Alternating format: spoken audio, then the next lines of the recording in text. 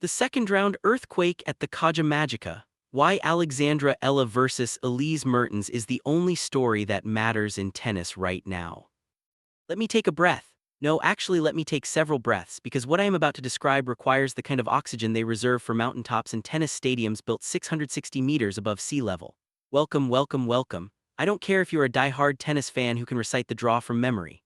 I don't care if you are a casual sports enthusiast who only tunes in for the Grand Slams. And I especially don't care if you just stumbled onto this broadcast because you heard the words Madrid and fire and got curious.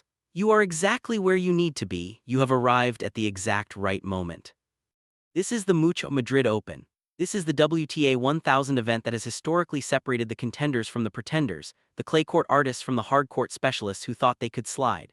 And this year, in this 2026 season, the tournament has already given us something that the schedule makers could not have scripted if they tried. It is only the second round. Let me say that again. It is only asterisk the second round.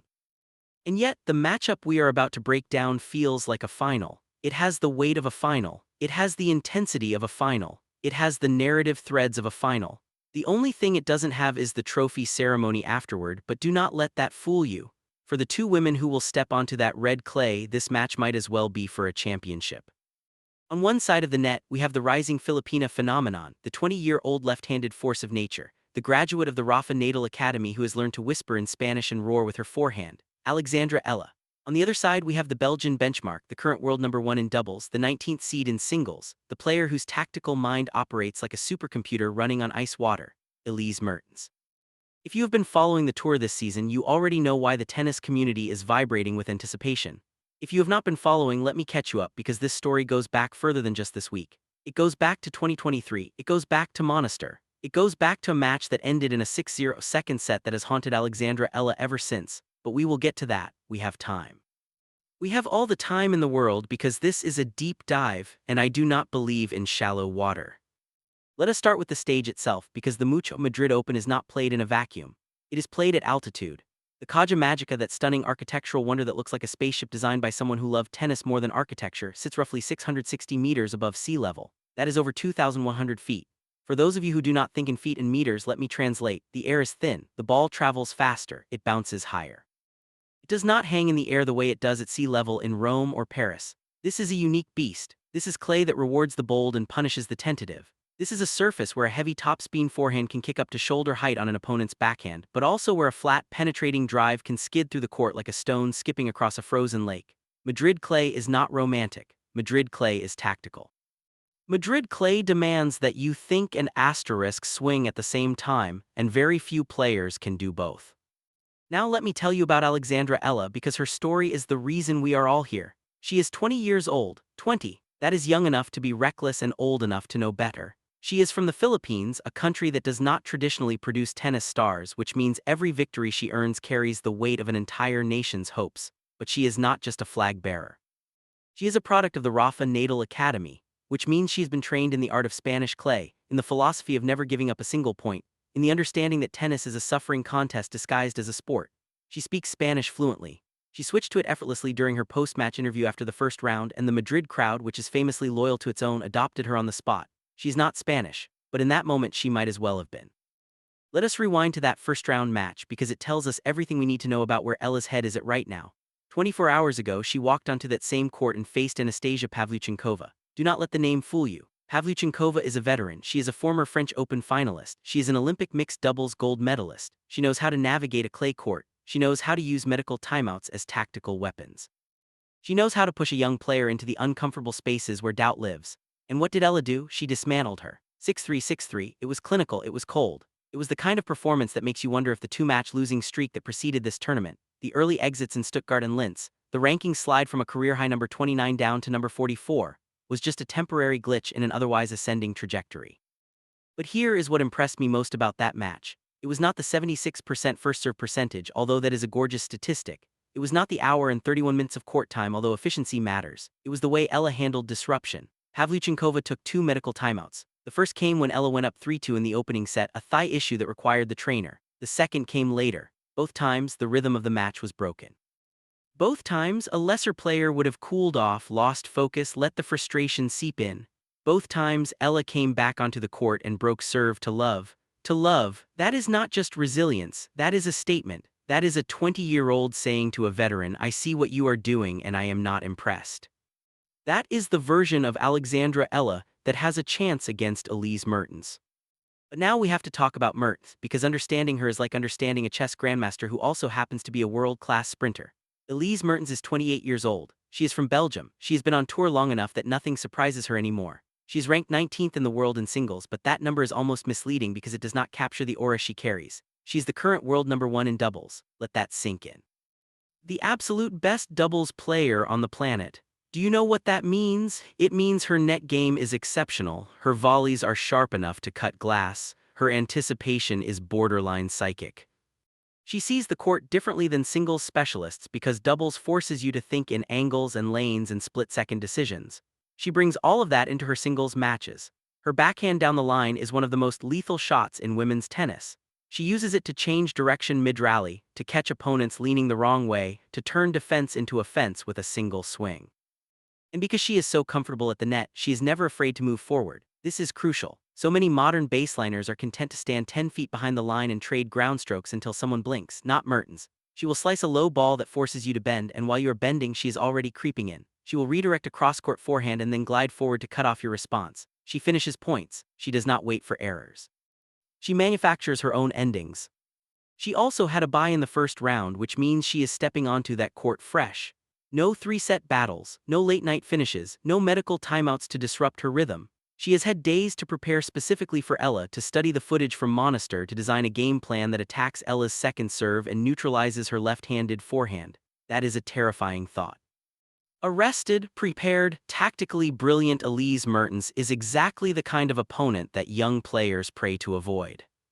But here is the thing about tennis, you cannot avoid anyone forever, and Eala has been waiting for this rematch. Let us go back to Monastir, late 2023. It was their only previous meeting on the WTA Tour, hard courts. Mertens won in straight sets 7-5, 6-0. But do not let the straight sets label fool you into thinking it was a beatdown from start to finish. It was not. The first set was a war. Eala generated 7 break points. She converted 3 of them. She pushed Mertens to the absolute limit in extended baseline rallies. She proved that she had the weapons to hurt the Belgian, that her left-handed forehand could find angles that made Mertens stretch and scramble. For one set, Eala looked like she belonged in the same conversation. Then the second set happened. 6-love, a bagel. And if you know anything about tennis, you know that a 6-0 set is not just about the score, it is about the message. It is about the veteran saying, I have figured you out and you have no answers. Mertens locked down her unforced errors. She stopped giving away cheap points. She started stepping in on Ella's second serve and crushing returns. Eala, meanwhile, saw her second serve points 1% plummet. She could not find a safe place to put the ball. Every time she tried to kick it wide, Mertens was there. Every time she tried to go body, Mertens was there. It was a masterclass in adjustment, and Eala was the student who got sent to the principal's office. That memory has to burn.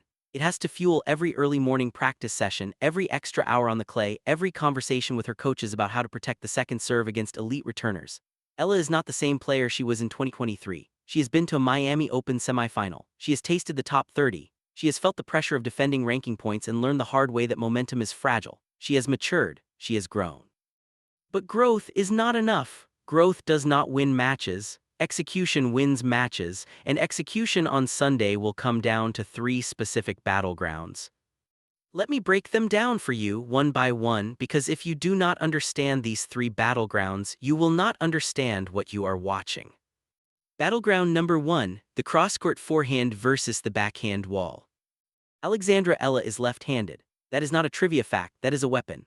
Her natural cross-court forehand, the shot she hits more than any other, travels directly into Elise Mertens' two-handed backhand. This is the central pattern of the entire match. Every rally will revolve around this geometry. Eala will try to use her heavy topspin to push Mertens wide and deep on the backhand side, forcing the Belgian to hit from uncomfortable positions, to stretch, to lean, to lose court position.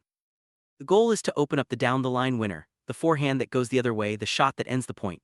But here is the danger. If Ella's ball lands short or if it sits up without enough spin, Mertens will step into it. And when Mertens steps into a backhand, she does not just send it back. She redirects it down the line with that flat, skidding, laser-guided precision. Suddenly, Eala is the one scrambling. Suddenly, the left-handed advantage becomes a liability. This is a war of attrition disguised as a simple cross-court rally. Whoever wins this pattern wins the match. Battleground number 2, second serve survival.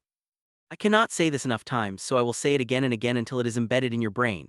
In their 2023 meeting, Ella's second serve was a weakness. Mertens feasted on it. She stepped inside the baseline, took the ball early, and turned second deliveries into offensive opportunities. In Madrid, with the altitude making the ball fly even faster, that problem becomes catastrophic.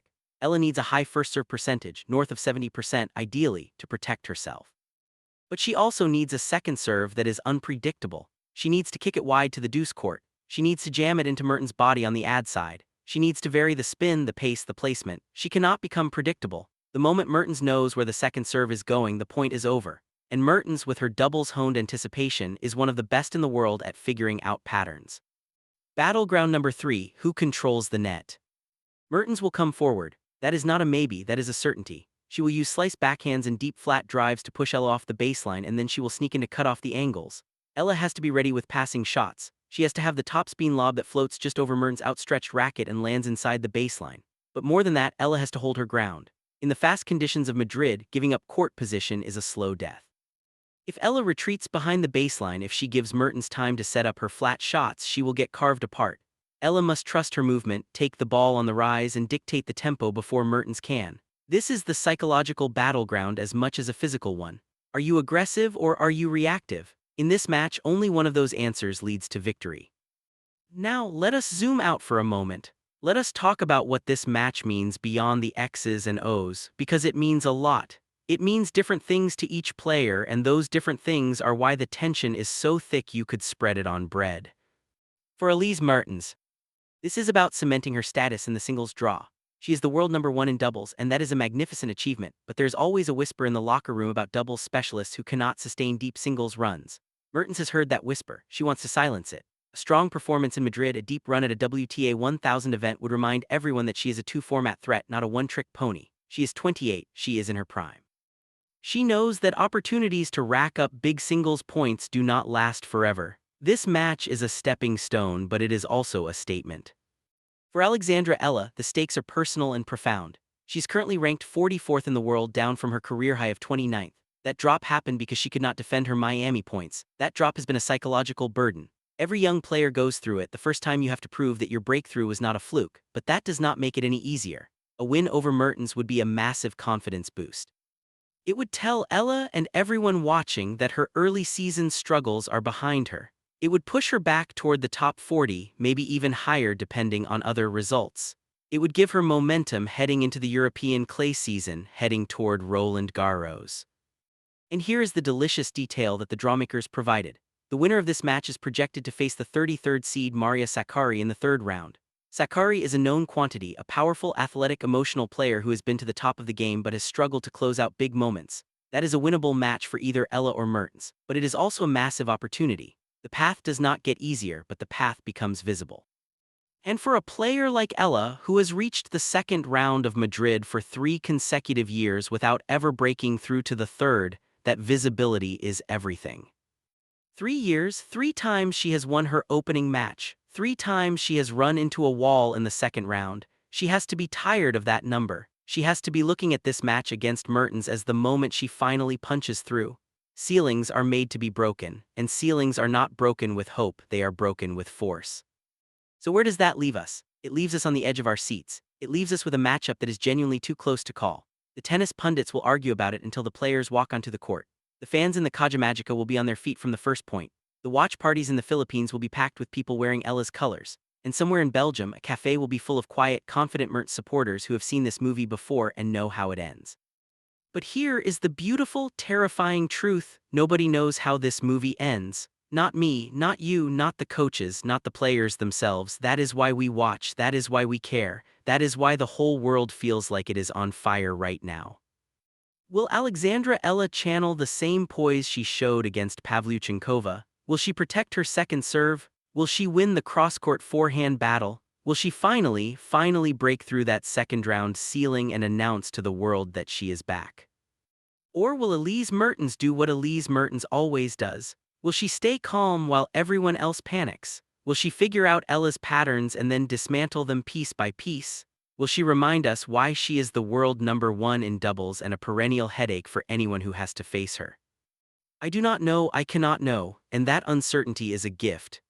So here is what I am going to do. I am going to stop talking. I'm going to let you sit with everything we have discussed. And then when the players walk onto that red clay, when the first ball is tossed into the thin Madrid air, when the whole world leans forward as one, I want you to remember this deep dive. I want you to remember the cross-court forehand duel. I want you to remember the second serve battle.